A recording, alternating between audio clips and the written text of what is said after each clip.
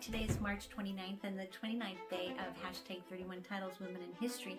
We're nearing the end of Women's History Month, and it's a pleasure to talk about The Vow. This is a novel by Jude Berman. The novel is a biographical novel about the artist Angelica Kauffman.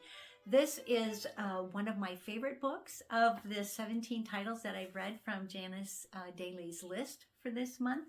And the reason why I think is that Jude Berman has done such a good job bringing not only Angelica Kauffman to life in her prose, but also really putting on display the entire art world as it surrounded Angelica Kauffman. And of course, the time era for this is in the 1700s. The novel opens when Angelica is in Venice with her father.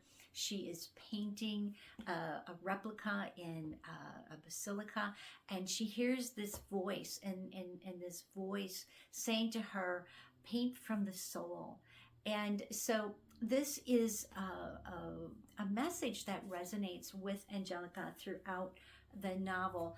But as I read about her, what I really saw is happening is that the story really becomes Angelica's struggle to hang on to her soul. So a little bit about her at the beginning of the novel. She's in her early 20s.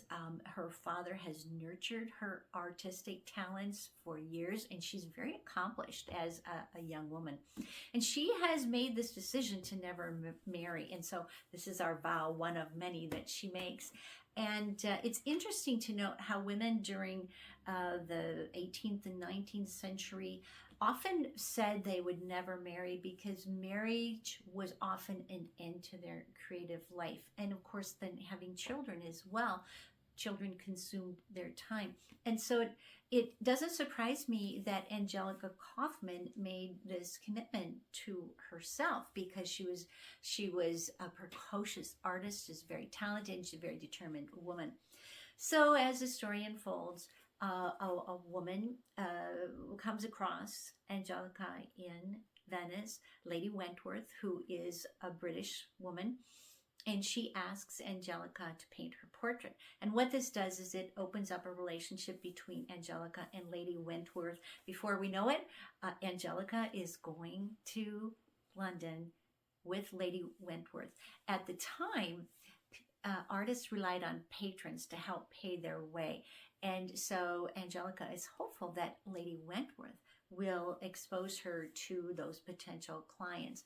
Well, what really happens is that Angelica's entire world opens up, and not only does she meet potential clients, she also meets many, many other artists of the day.